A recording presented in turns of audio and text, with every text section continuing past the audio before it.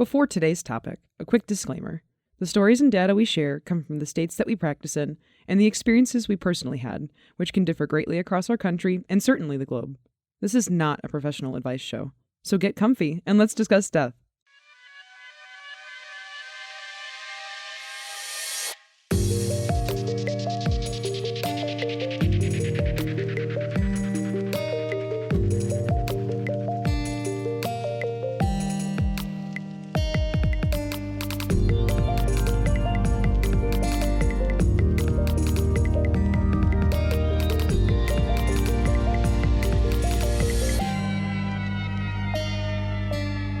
Hello, and welcome to MortMic, a down-to-earth discussion on death and dying. I'm Jem. And I am Red, and we are your Essence's ethereal escorts this week. It is not uncommon for people to speak of their guardian angels, something or someone spiritual that watches over them throughout their life until their last day. Some of those encountering near-death experiences have claimed to have seen what they can only assume to be their watchful angels gathering around to fly their souls away to its next plane of peaceful existence. But this is no new concept. These beings can be found peppered into most all cultures, mythos across time and space in recorded human history, and they're known as psychopomps. In the simplest form, a psychopomp is a guide of the soul. This is the literal translation from its Greek root origin. More flowery, it's like a spiritual figure that guides a soul from the recently deceased vessel to a place of the dead. This definition has expanded to so many uses across different cultures and media and encompasses a vast menagerie of figures and concepts. Psychopomps are represented in many cultures by many different embodiments. And this can range from the common sense ones like deities and angels to the more fantastical like animals and dead relatives. Mm-hmm. And can I just say, I love that word. It's something that I haven't really ever heard before. We did some research for this episode, but it's definitely good to know that there's an actual word, an actual name for those. And so I think the criteria that we used for like psychopomp versus like a god of death sort of figure, like, you know, Hades or anything like this, like a psychopomp versus that are like two different things. But there are some gods out there in certain religions and certain cultures that do fall into this definition of a psychopomp. For example, Yama is the Hindu god of death and justice. Yama sort of acts like a sorting hat. He guides souls to the appropriate level of purgatory or heaven, depending on how good or bad they were in life, I'm assuming. Yeah, that's correct. And often shown with a pasha, or a rope, kind of like a noose in his hands. In true cowboy fashion, he uses it to lasso a soul out of the body and drag it to its awaiting punishment or celebration. That's a real drag.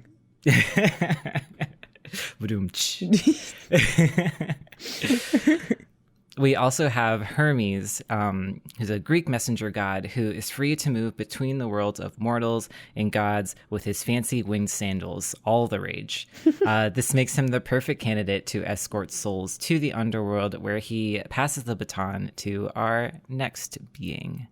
So this is one that I really was excited to talk about.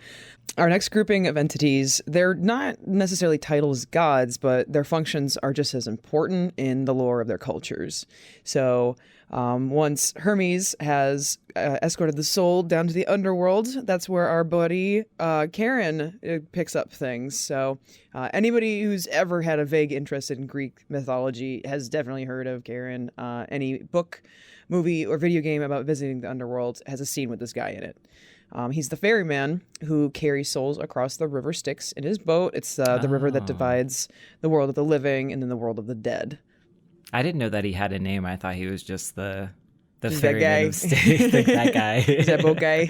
Yeah. That's cool. And you gotta pay him the troll toll to ferry that boy's soul. He does not work for free, and many people are probably familiar with the trope of placing coins over the eyes or mouth of a deceased person, and that's actually where this came from. Not sure why he's not into pockets, but all right. So I always thought that was a really neat thing that you don't see in movies and things like that, where people would leave the coins on people's eyes. I always liked that. Yeah, I've definitely also heard of the stories that are like the myths or whatever, where if you don't have money to pay him, you just kind of like wait there, kind of like a form of purgatory, but Yeah. you know, just because you don't have any money. That's capitalism strikes again. We also have Valkyries, and that's from the Norse mythology. These battle maidens rode atop horses and roved around the battlefields, and they'd whisk away the bravely fallen to their eternity to fight and feast in Valhalla. The Valkyries themselves are servants of Odin, and the actual literal translation of Valkyrie is chooser of the slain, which is super badass. Ooh, that's a good band name. Yeah, it is. Writing that down. Yeah, I didn't know that Valkyries could be classified as psychopomps, but that totally makes sense since that's like, yeah, pretty much their job. Yeah. And they apparently held the power to nudge warriors they didn't like to die an early death, which is super petty, and I love it. And actually, not everybody who fell in battle got chosen to go to Valhalla. So you got to make sure you're racking up a really good KD ratio if you want to sit in Odin's Hall. I know, you got to be on the top of those charts. And so besides divine beings and gods, there are also some animals that are, actually a lot of animals that are considered to be psychopomps in one way or another. And I think we see this when, you know, a lot with like after death experiences that people have. So say like, oh, you know, I was walking thinking about grandma and a raven came down and landed on my shoulder, something like this. Or like a butterfly, yeah, flies by, or, you know, stuff like that. Yeah. So animals like horses, deer, dogs. What is a whip poor? Okay, yeah, no, I had to like, when I was researching this, I'm like, okay, I gotta figure this out. It's a bird. A whippoorwill is a bird. I guess that it's like the call that it makes. It's like whippoorwill. I don't know. I'm not like a bird scientist. We're not bird scientists over here.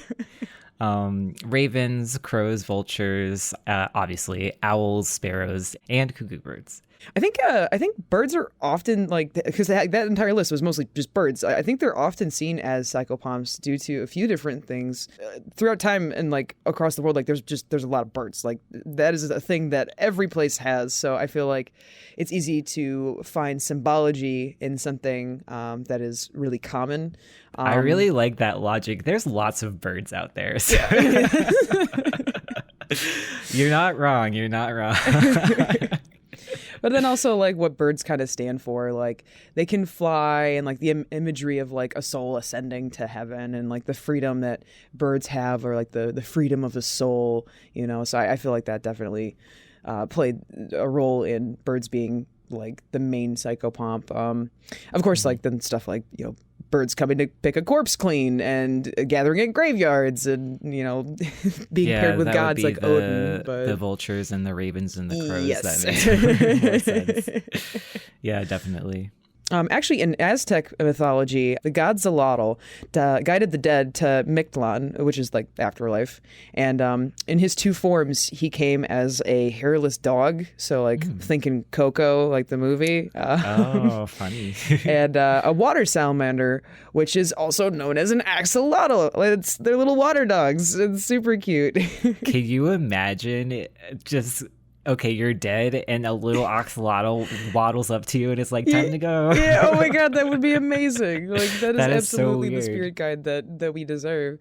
The downside to this, however, is that dogs were sacrificed to accompany their masters on their voyage to the underworld. So it's I mean, I've heard of people nowadays putting in, you know, cremated remains of dogs with their loved ones to be buried, but this is a little more brutal. I think I've heard of them doing that in like ancient Egypt too, like having pets entombed along with their deceased owners. I think I heard that they were that's alive totally or dead or not. Like, yeah, it's absolutely a thing. I've been to like a few museums where they're like, and this was the celebrated house cat that they loved so much that they killed and embalmed it to be in the tomb. That's so sad and totally not okay by today's standards. Yeah, no, absolutely not.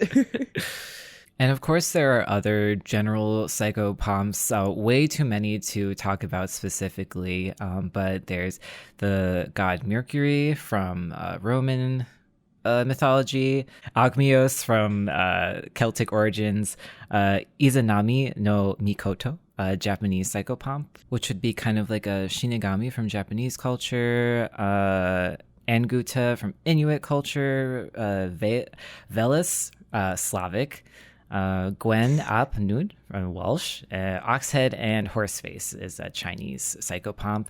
We also have Vanth from Etruscan culture, and so many more that are way harder to pronounce than those ones. If you do have an interest, definitely look those up. So that covers a good portion of classically celebrated psychopomps.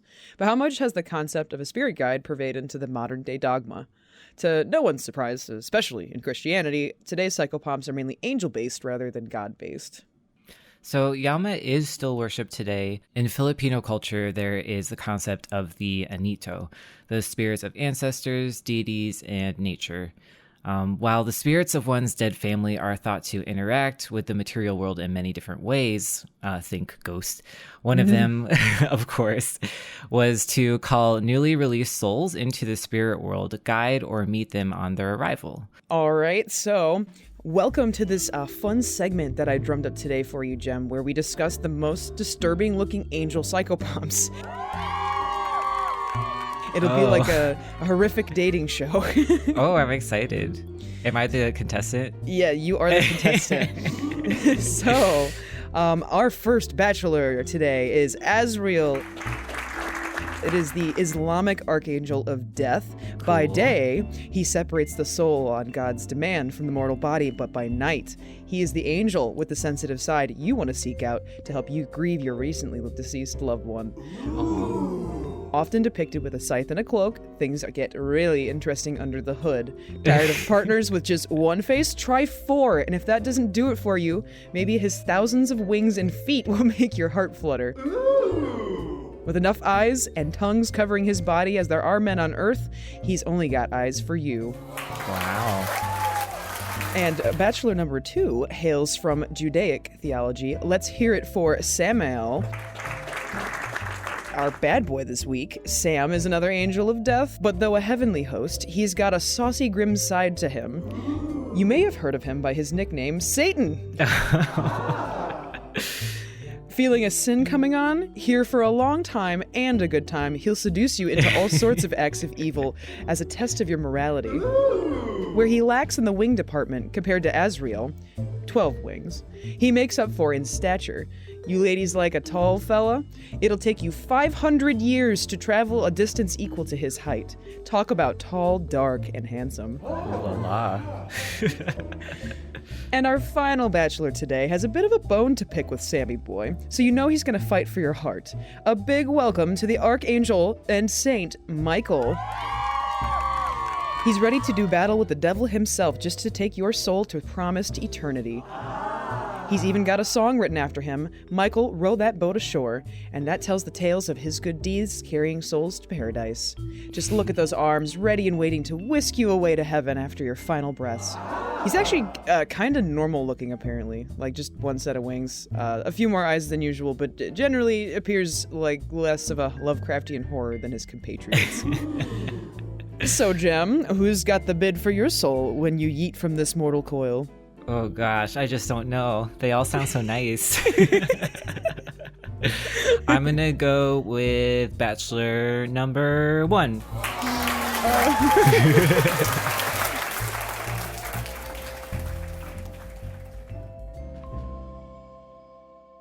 Now keep in mind, angels and archangels are often shared between the Abrahamic religions, so us speaking on Michael as a Christian angel is just the version we're presenting today. This doesn't mean that he's only a Christian angel. So besides the guardian angel, we see a basic concept of a psychopomp used in tons of modern pulp culture and media, even if it's just a trait and not an entire function of a character. Obviously, our favorite psychopomp that we all know and love so dearly, the Grim Reaper. This skeletal hooded scythe-wielding death dealer emerged around the 14th century in Europe, which is no surprise for its timing. the Black Death. Yee. Yeesh. All of the imagery and symbology checks out, right? A scythe for the reaping of crops or the reaping of souls, the cloaked figure from the garb traditionally worn at funerals, and the decaying bones for, skeletonized remains. But even though he is the most widely recognized psychopomp, there are other psychopomps from different cultures that are heavily present in their pop culture and media. So one I came across was Santa Muerte. She is the personification of death in Mexican neo-paganism and alternately named Our Lady of the Holy Death. You would pray to her for safe passage of your soul into the afterlife and some other things. You know that something is badass when the Catholic Church denounces it, which is what got my attention on this specific topic. She's got quite the cult following that's grown exponentially over the last 10 to 20 years.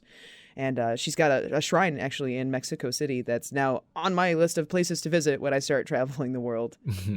Without going way into the sociology of her rising popularity, a lot of people felt dejected by modern religion, outcasts of society. They find solace in this new aspect of religion that basically is being created to fit the needs of the people that are in it. There's even a subsect that's inclusive to LGBTQ members and marriages, for crying out loud. Yeah, modern times calls for some changes. Absolutely. I actually got myself a necklace with her visage on it for my own collection. Yes, she is very, very cool, I must say. So the Japanese have their own version of the Grim Reaper, or death spirits. They're actually just kind of a group of beings or demons even, called the Shinigami. And they are very, very prevalent in pop culture references, definitely in anime and manga and things like this. Obvious ones being Bleach and Death Note, but the anime Hellgirl is another notable one with more of a sell your soul for revenge and four spirits carry off your victim into the dark flames of the abyss kind of vibe. Red highly recommends it to anyone interested. But one of my favorite things that involves death a lot of the times are video games. Death in general is a really popular topic for video games, and I have actually recently been doing a lot of research on that kind of stuff. Not only are there tons and tons of games out there with references of the Grim Reaper, Guardian Angels, ghost spirits, the afterlife. There's a lot of video games, honestly, dealing with the emotions of death, playing through that as a video game, as opposed to, having to deal with it in real life is really interesting.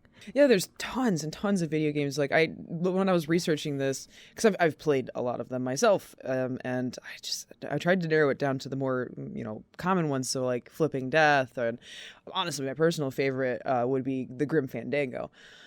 This is what just immediately the first piece of modern media that popped into my head when I started writing this episode, and it's I highly recommended. Red seal of approval. It's an older game, but it starts with this Department of Death worker Manny, and he sells packages to the recently reposed that help quicken their journey to the land of the dead.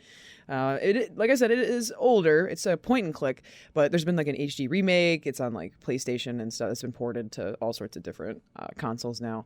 And the writing is just top chart comic gold. You have to play it if you haven't. That sounds so cool. I actually have never played this game, so I'll definitely add it to my list. There's also a fun mission in Skyrim, which is a more popular game that some of you probably recognize, for Mara's Temple, where you get to be a psychopomp helping a ghost couple move on in their afterlife. And for anyone who's just tumbling down this nerd hole with us, if you are into D&D, there's actually a class that is the Psychopomp class, and it's it's a build that's halfway between cleric and warlock, and you get to use a scythe. I haven't been playing with a group in a long time, but this made me really, really, really want to get into D&D again. That does sound really fun. So I was hoping to actually discuss now our personal favorite psychopomps that we came across during all the research for this episode. And one, I have two. One is going to be Papa Geed for me. Who's Papa Geed? Papa Geed is one of the gods of death in voodoo. He's often depicted wearing a top hat and smoking cigars.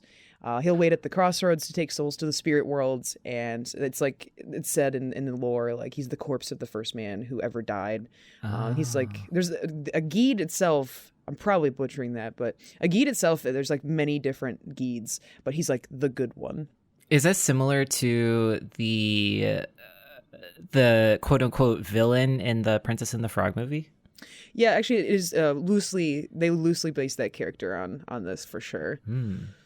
This would be a psychopomp that would like basically crash another deity ceremony just to party, and I respect that. Like Papa likes to party. He's got a wicked sense of like sexual humor apparently, so I could totally see us sharing some rum and making some like that's what she said jokes. So like, he's definitely got to be on my list of favorites. One of my favorites that we actually didn't talk about yet is Sirens. And sirens are basically these kind of like mermaid type creatures that show up in culture, and they're supposed to be the personification of temptation. So, you know, you're out at sea and these sirens show up and they're singing, and if you hear their song, they can distract you and tempt you and lure you to your death as they basically drown you in the ocean. Nice. Which is super hardcore. And I think it's so cool. I just like that, you know, they're the personification of temptation in culture, and I like the whole like nautical vibe, of course, but also just like down with the patriarchy. And just keeping on the nautical vibe, another one of my favorite psychopomps is Davy Jones, showing up in a lot of culture references, even SpongeBob. So I guess you can consider him a ferryman for souls. All right, Jem. It's finally happening. I finally get to talk about my boy Anubis. Y'all thought I'd forget, but I was just saving him for last. This is our patron saint of embalming. He is the protector of cemeteries. He is the guardian on the path to the afterlife, and he is one of the earliest psychopomps to date. Mm-hmm. Most of us know he's that half man, half jackal, all badass. And he would weigh the hearts of the dead against a feather to see if the soul was like worthy of entering the afterlife. And if lighter, you pass on to heaven. And if heavier, he tosses your heart to be eaten by a demon crocodile lion hippo, which is honestly the most terrifying chimera of aggressive animals I can think of. It is a bloody crime that I have not gotten a tattoo of Anubis yet. I'm honestly ashamed of myself. I love Anubis as well. It's actually funny because I guess I knew the whole heart weighing thing, but hearts are always heavier than the feathers, so I feel like that's kind of funny. A real empty heaven. Scientifically, your heart is always heavier than a feather. That's very cool, though. Yeah, I mean, we learned about Anubis in our classes when we learned how to be funeral directors, when any sort of like death culture class or history class or anything like this. So he is definitely our boy.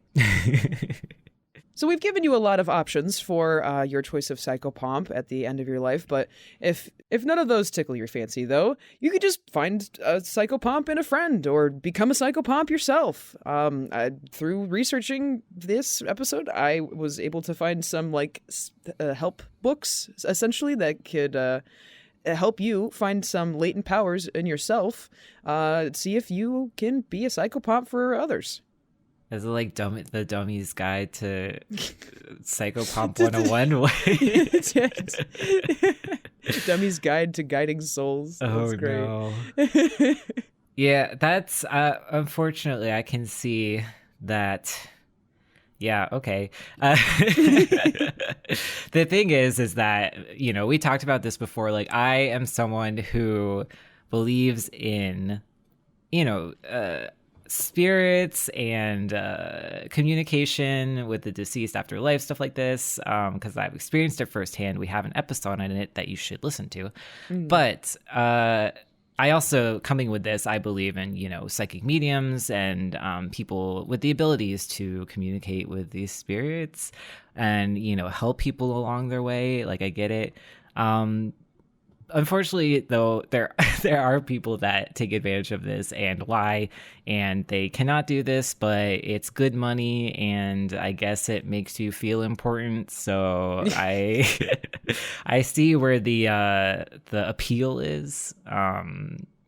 Yeah, that's just unfortunate. Like, You would know if you could talk to the spirits, I guess. I don't think that's something you gotta like read a book about. Yeah. Or take a test online, personality test. Right. Based on the website that I was looking at, it might as well have been all in like Comic Sans. So I say that specific website telling you that you could be a psychopomp, I just say they're full of pomp. Aye. Boo! I had to say it. I hate myself for it, but I had to say it. No, it's good. And that's gonna be all for us this week on MortMic. We'd love to connect with you guys on our socials, so like, follow, and subscribe to us on Facebook, Twitter, and YouTube at MortMic Podcast. That's MortMicPodcast. It would mean a lot for us to hear your feedback, so please tell us what you think in a comment or drop us a rating on whatever podcast hosting site you use. If you have any suggestions on topics you'd like to hear or some burning questions you might have about death, shoot us an email at mortmicpodcast@gmail.com. Our game show theme is titled Lobby Time by Kevin MacLeod from incompetech.com, licensed under Creative Commons. I also want to give a huge thank you to our friend Marson for the use of his song titled Deputies of Death, which he produced just for our show.